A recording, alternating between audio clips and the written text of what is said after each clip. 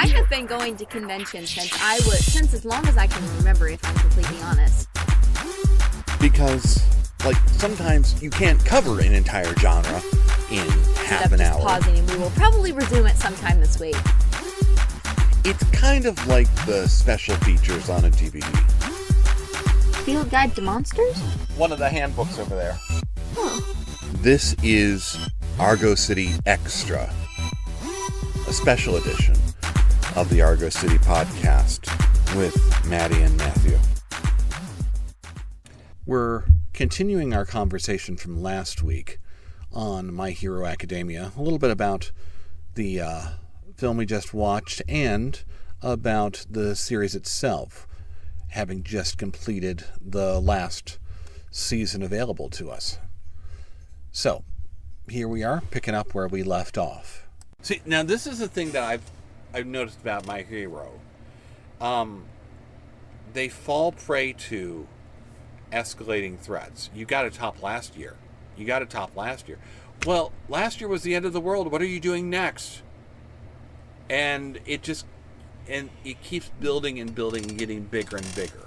And I bet that's the reason why they've done a lot of spin-off series. One of the ones in particular that I remember hearing a lot about is a Vigilante series with Aizawa being the main lead. I think it's like a teenage Aizawa or something. But we also have that. I've also heard that they're doing another series which is like where they move up to 2A, and then we have a new class coming in and stuff, which will be interesting for next season, I think. But I do kind of hear. I never really thought about like the whole like escalating threats and stuff. I guess it just never really hit me, since I've always been like more into that, more waiting for my pink girl to show up and just generally following along with the vibe. Because I mean, I still remember the days when I didn't remember everybody's names, and I kind of just keep going back to the fandom because they're such a big part of this. I have gotten deep into that fandom. I have seen like all of the fan fiction. I have seen like all of the fan art. Heck, I've literally roleplayed as like OCs and stuff, and it's really interesting to see like everybody's different takes on everything. Like with this, like. I'm trying to figure out kind of where I was leaping off of with just like with kind of like your criticisms and stuff. But that's why I keep asking you, why I keep going on about like what I want to know what you think of it, because I have a very specific opinion about it, and it's interesting to hear what everybody else thinks. Well, you spent some time living inside it, and that's different. I think you could compare it to my experience with Star Trek versus yours, because I've spent time living you kind of like grew up in it and stuff. Yeah, I can walk through that ship. Better yet, I don't know. See, Doctor Who would be a harder sell because you grew up with a version of it, and you get it. I maintain that the reason that the Doctor never showed up at my doorstep to take me away is because he knew I would never actually leave the ship. No. I would just want to spend the rest of my life exploring the ship. But it's that sort of thing. I've grown up, I lived inside Star Trek. I can tell you what the button does on that panel. I understand the ranks. I understand all of it. And didn't you have a dream where you got taken by the Doctor? Or you saw the Doctor? No, he wouldn't take me. He knew that I was around and that I would know how to help. But he wouldn't take me because I'd still be there.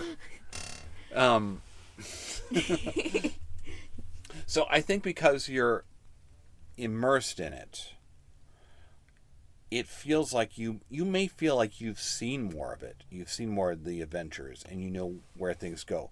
Occasionally when we're talking about Star Trek, like we were recently doing one of the Next Generation movies, we were talking about Insurrection. I pulled an event from one of the books. Yeah, you are always kind of throwing that stuff at me. And you can do that with My Hero.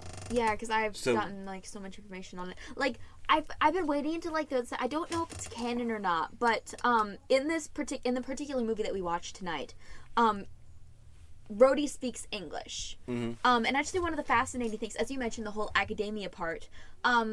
You remember President Mike, right? The guy with the really loud stuff. He teaches English to the students and stuff. Okay. So I remember seeing like a thread online saying that he talks to him in mostly broken English, which I was just like, I was picturing that throughout the entire thing.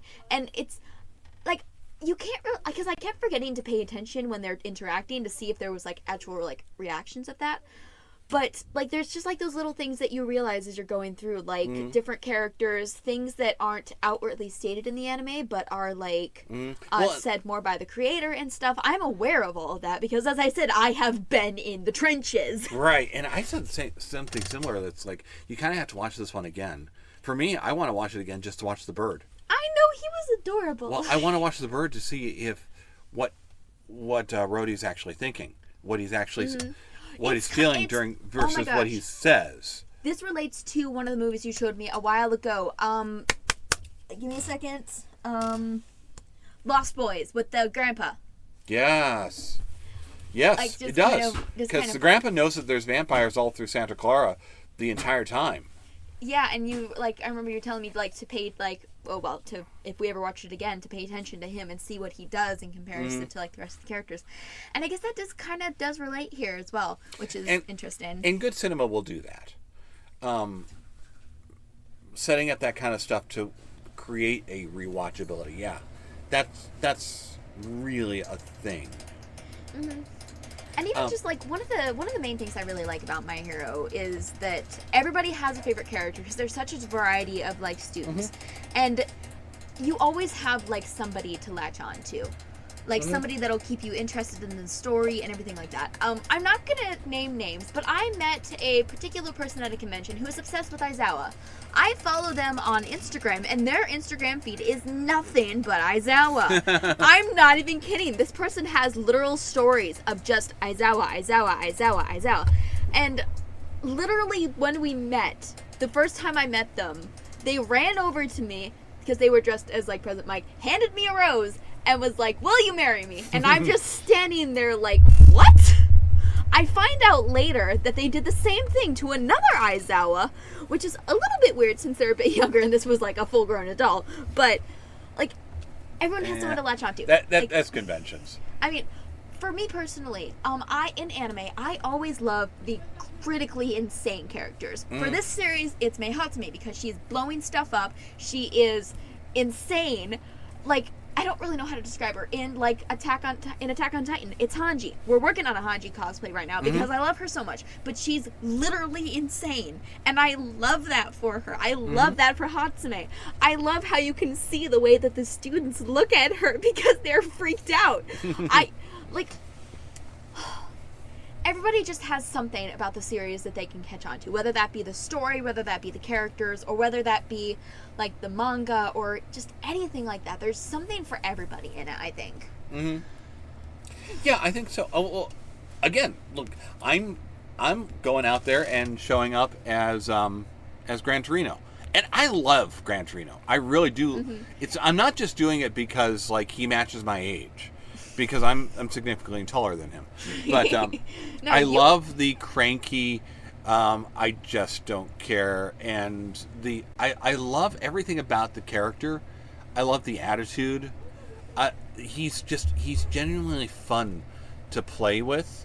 Now, I remember when we were watching through the internship series, and that, to be honest, that's one of the things that I really hate about My Hero. I really hate that arc because it just feels so pointless to me. It feels so stupidly drawn out. Well, see, it'd have more point if we had more episodes of them going out and doing stuff. Yeah, and, like, I mean, even just, like, aside from that, I remember you were pretty into it just because I think, as you said, you loved our grumpy grandpa boy. But even as, like, the series went on, you were always pointing him out when he was going on. Heck, a while ago when we were at, ZipCon, coincidentally, we were walking through one of the hallways when we actually got pulled into a giant group picture. So the story went like we were walking through the halls, and suddenly this Deku, wearing a shirt that specifically said, "You left me unattended," which is kind of hilarious for him in my general. defense, I was left unattended. Yeah. Yes. And they kind of pulled us in, and would you like to be in a group photo? And we're like, sure. And we get pulled over to, like, 20 other people standing around. And I'm just like, this is amazing. And we suddenly start pulling more and more people into it. We saw an Ochako and a Froppy earlier in the day, and then we pulled them into the picture. And just, like, And actually, you managed to get that picture too. Yeah, Which, that's the thing. Always been envious because we've been doing con life a long time, and I've been in the convention life since I was little. yeah. Well, yes. We should talk about that at some point too. That True. could be a whole different. We could do that as a specialty. We should. But I've been in con life a long time, and you see at some of these Comic Cons, like I'll watch some of these big group photos that I see. Oh, that's happened. Oh, that's cool. And my friends, I have certain friends who are cosplay is their life. It's not my life. It's a nice component. It's a nice sideline. Mm-hmm. It's an inevitability because I've made movies and because I've been in plays and because I go to conventions and yeah. But I've seen some of them. They'll schedule these large group photos, and I'm like, you know what? That's cool. I'm always wanted to do one of those, and all of a sudden I'm looking around like, oh, holy crap! I'm in the middle of one of those. Yeah, and I had a doppelganger, but you didn't have a doppelganger because I've never seen another one of those around. I don't think. I've seen Hatsume's. Yes, I've only ever seen one, and it was only the wig with like a little bit of like a shirt, and that was it. I know somebody who actually did her, and it was the thing. It's like she was so proud of the headgear. Mm-hmm. And her boyfriend would like, we got to be really careful around this. She'll kill me if anything breaks. And I'm just like, this is very cool. I have no idea what I'm looking at. Who is this? And I guess it's only till years later when I've just pointed out, this is my favorite. I love her. And all of a sudden we're painting coffee cans.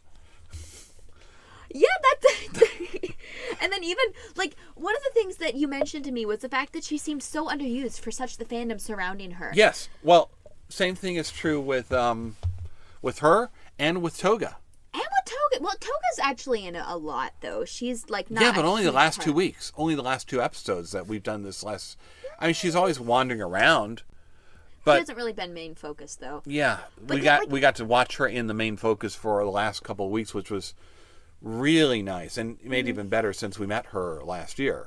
Yeah, we actually we met her at what was the convention? I forget the. That one was Hall of Fame City Comic Con. Hall of Fame. We waited in line. I paid like $40 for a poster, and now I have a poster with all the League of Villains with her signature on it, which we're keeping an eye out for more of them so that I can hopefully get another one. And I sprung for the photo because we gotta, especially we gotta with Hatsume and Gran Torino and Real Toga. But even like kind of jumping back to what I was saying before, just like with having such like a large fandom around her for not having an intro. I remember when I was watching through, because as season 6 was coming out, I was watching almost week by week until I dropped off. And when she showed up, I remember I sent you a picture. You never actually responded to it, but I was like, she's back! And I was so excited. And she showed up occasionally, and I was cheering for her because once again, this show has a way to make you freaking connect with these characters, and that's something I've never gotten really in an anime. No, like, but that's a good thing too, because the best shows have minor characters that by the end of the show they may as well be main cast. Yeah, and like unpopular opinion here, I actually don't really have a favorite character in Demon Slayer. None of them really speak to me in a way that like Hanji or Hatsume has. And I mean, like, don't get me wrong, I don't want to say names because I don't want to spoil anything because we're going to be getting like into it later, but Shinobu, the girl with the butterfly kimono, I remember really liking her right off the bat. I really like, especially demon wise, I really like the demon with the specifically the sister in the spider area, but like it's like they're like unlike that, and unlike with like, because I remember when Hanji first showed up on screen, I knew I was gonna love her, and that's one of the things that I don't get often in series, and that's something unique that they've done, because as I've stated multiple times, there's something in it for everybody. There is, and see, what you say about the minor characters, though, the background characters, really resonates with me. When I talk about I got 3 things that pop up immediately. First is Superman. Now, Superman comics in my era. Because Superman's always been Superman, Clark, Lois, Perry White, and Jimmy Olsen. And, well, the fact that I don't even know 2 of those names is, like, kind of depressing. I mean, Perry's the editor that we always go into his office to find out stuff. Jimmy's the young photographer. He's cover reporter.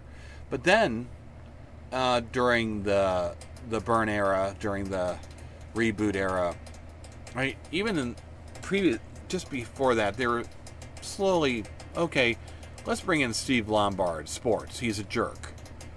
He's a jerk that we can make fun of. Mm-hmm. Let's bring in Morgan Edge, have him buy the Daily Planet. So we've got these other two background characters. Byrne brings in Jose Deglado, who's a substitute teacher who becomes a vigilante by night. He brings in Bibbo, this drunken wino who accidentally gets a winning lottery ticket and buys the bar. Oh. Okay. But he's also an informant. Jimmy goes to him for information. Huh. We get more scientists like Emil Hamilton. We get this one reporter at the Daily Planet who just does the gossip column. Her name is Kat Grant. Oh, Kat Grant! Yeah. I didn't know she was that. Oh, that's cool. So you get all these background characters. I by the way, I was watching the new Superman trailer, and it's like, I see half these people in there. I can pick them out. Mm-hmm. Background characters make it. With Spider-Man, his supporting cast makes it. It's not just Spidey, and it's not just Peter, MJ, and Harry. It's also Flash Thompson back there. It's also Betty Brant, who is in front of the newspaper editor's office. Mm-hmm. It's Jay Jonah. It's all these characters. There's Herbie in the background of the new Fantastic Four one as well. Yes, and that's another. It's another one. Deep Space Nine. Like we keep watching this, and we've already seen like the little Ferengi boy went from being a background character to major. Yeah. He is a major part of the story now. Quark's brother's girlfriend. More and all of these characters, it becomes a part of it. And when those characters become a part of it, it just makes a bigger world. And all of this makes My Hero such a bigger world. Because I don't see... we were watching the movie. Fat Gum! It's Fat Gum! Yes, we love Fat Gum! Fat Gum for the win! Fat Gum is not a main character. He is not, but he is once again beloved by the fans. You need to do a Fat Gum puzzle. I almost bought you a hoodie for that for Christmas, but I couldn't find one that wasn't like $50. So My Hero is replete with that kind of stuff, and that's really great stuff. It makes it a bigger world. It's part of why it's such a beloved. It's part of why you've got such a fandom. Mm-hmm. Star Wars could probably say the same thing. I assume I don't know Star Wars well enough to. But yes, so I absolutely get what you're talking about as far as, and I looked at some of these characters. I'd see these characters cosplayed and like, okay.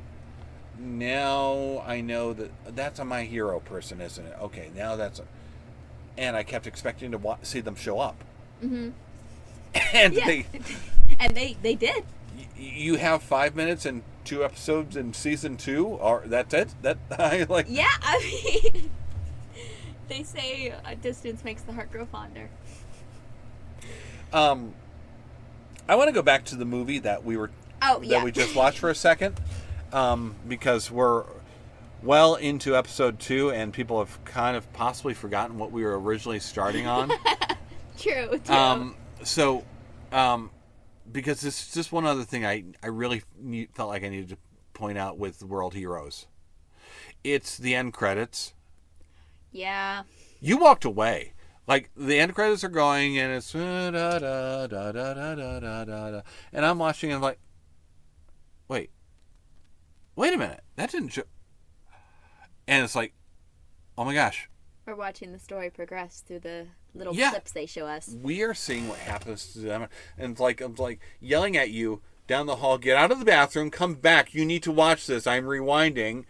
Yeah, like it had been almost 2 years since I originally watched this movie, and I had to go through painstaking freaking stuff to find the movie in the first place, because it's the only one that's not on Crunchyroll. But as I said, it's been a while, and I mean, Legal disclaimer: we do not endorse piracy. No, we don't. We really endorse piracy. No, we we don't. We don't. Only if you have to.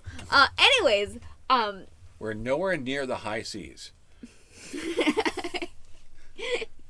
But yeah, I feel like it's kind of cool to kind of see the story progress as it we get to see him with his like siblings growing up, and we get even in the beginning we get to see the class reuniting, which is awesome. But it's just credits. These are just stills. These are just photos. Mm-hmm. Credits are rolling. They're all in Japanese. Literally in Japanese script, so it's not like I can even read them. Mm-hmm. But then there's a photo. Wait a minute. Look at that. He's washing dishes. Wait a minute. He's washing dishes. This is the job he just got. Look, it's the little brother in class. It's the little sister on the swings. And the plants. They're cooking together, and you just...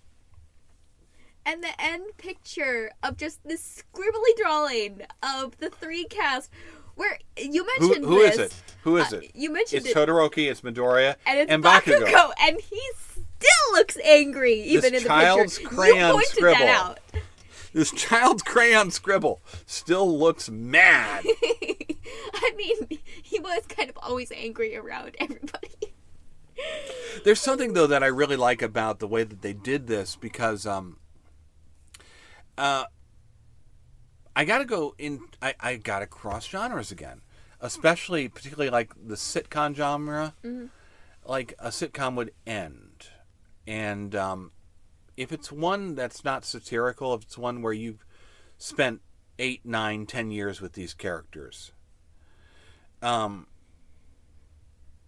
if you're gonna end this and you're gonna give it a proper ending, you want to feel resolution. Yeah. You want to know that these characters are going to be okay. Yeah, especially because after this, we never see Rhodey again. He never shows up in the series again, as right. far as I remember.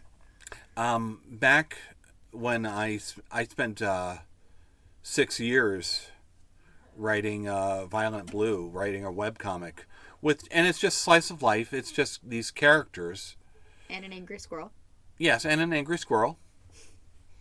And it was always meant to have a beginning and middle and end. I knew where it was going to end before I started it. Mm-hmm. But I also knew that when I ended it, after 6 years, when I ended this story, we needed to tuck these characters away and make sure that you knew, okay, they're good. They're going on to this stage of life. They're okay. You don't want any you don't want this dangling ends. You don't want to, like, what happens next? You want to know where they go, but you also want to know that it's going to be good. You don't want to end on a downer. You don't want to end on ambiguity. This gave us such a real... I'm sad I don't see him again, because I liked Rhodey, but I also feel like, okay, I'm good. I know what happens to him. I know where he goes. I know the kids are taken care of. He's got a job. Everything's gonna be okay. Yeah, they definitely did a good job on that. So yeah, I really like that about the ending there. Mm-hmm. Okay, so we have spent 2 weeks talking, using the movie to as an excuse to talk about My Hero Academia as well. So, did you have anything else that you want to say about the series?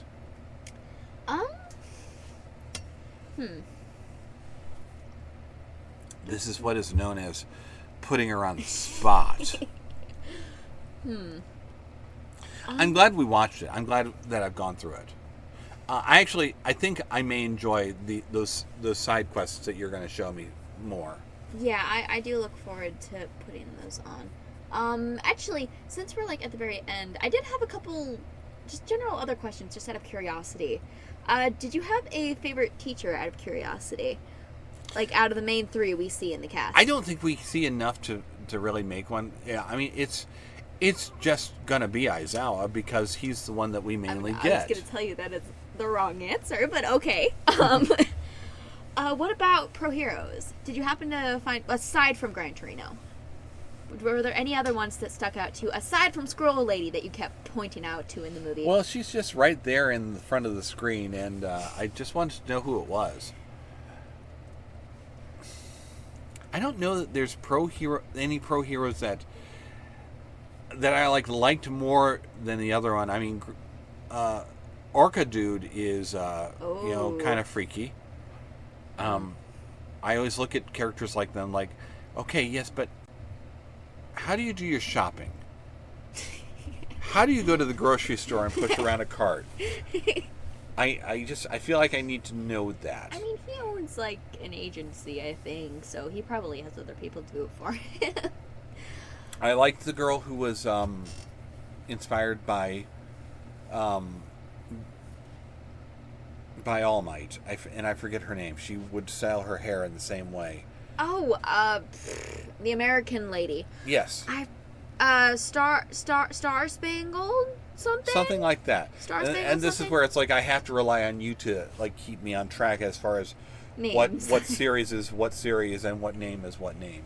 But no, I'm more interested in the kids. I just am, and I'll do that with comics too. I thought one of the things that I loved about watching Tim Drake when he was introduced as Robin in the Batman comics was the learning curve. Mm-hmm. I like that about Kyle Rayner in Green Lantern. It's the learning curve again.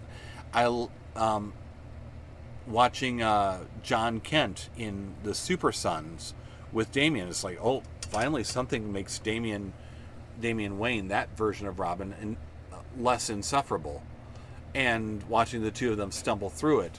Mm-hmm. So the whole idea of kid superheroes and actually doing something with it, I like that. I like watching the whole figuring out how to use your powers, which is, that brings us right back to what I was saying last episode about how I wanted it more to be about school and learning how to use your powers. That first season is exactly what I wanted. Okay, like 2 more questions. What would your quirk be? What do you think it would be? To stop time and either be able to rewind or go forward. Really? Why is that? It's that quick, yes. Because that's what I dream of. Oh. I can stop time and rewind a couple of seconds and redo something. This is a very introvert quirk. I'm going to have to show you a clip from Miraculous when we're done with this, but no, yeah. But this is a very introvert kind of power because it's like we overanalyze something. Mm-hmm. We have a conversation and then we go back and think it over and over and over again. Yeah. I should have said this. I should have said this. I should have said this. There's a French phrase for it, and I'm going to butcher it. But it's l'esprit d'escalier, which translates to the spirit of the stairway. Yes, I believe you've mentioned that to me before. Mm-hmm. Okay, final question.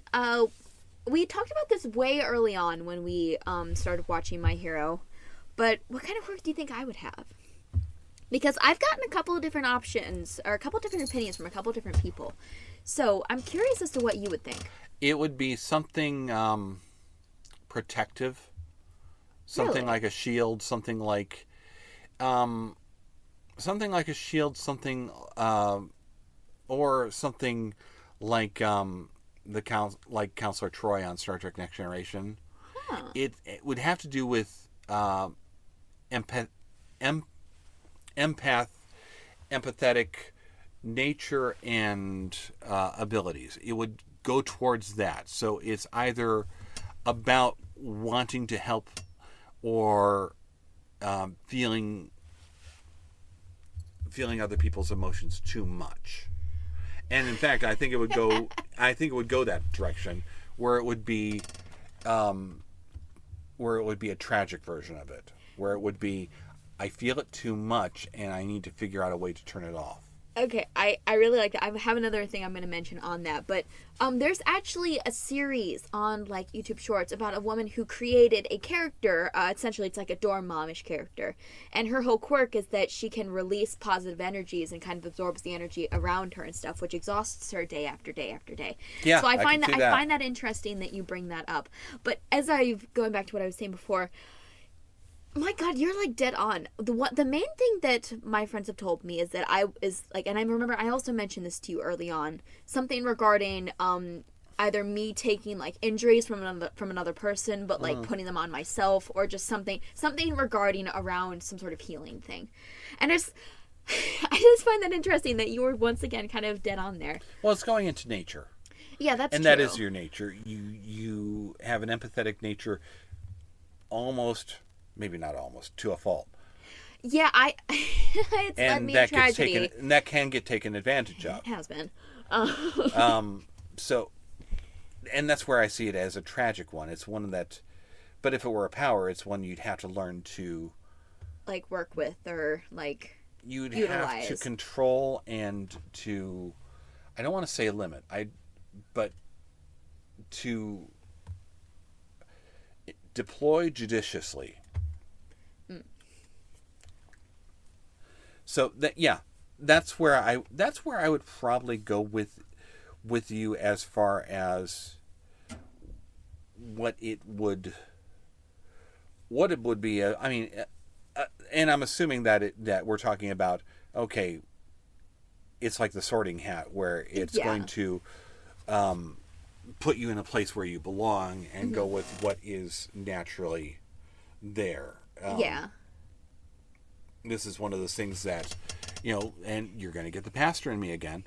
This is one of those things where I'll say, this is what God does, and this is what you're supposed to do.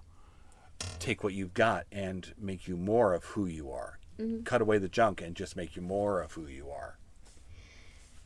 But yeah. Maybe that's also the parent in me too, because that's also when the Bible says train up a child in the way they should be. It's like, look at how they bend, look at what they're good at, and push that. Mm-hmm. That's what that means. Yeah. Well, this has by far been the longest podcast that we have ever done. That's why we're going to split it into two. But that's fine. That's cool. Because we figured we would. There'd be a lot to say on this topic. And I figured we'd mix these two together because we just hit the end of My Hero. Yeah. And we're doing the movie because of it. It's all going to bleed through. Mm-hmm. Yeah, and I'm really excited to see where we'll go next with this. So next week is going to be the movie box of Doom. Probably unless we get to like a weird side quest or something like that. We're releasing these out of order, but partially because we've only now figured out how to use the mic. Yeah, that took a little bit of a learning curve. But and trying to help him figure out OBS. But yeah, more than likely we'll get a movie box of Doom coming up here. And we'll be back with you in a week. Yeah. All right, cool. Bye. Bye.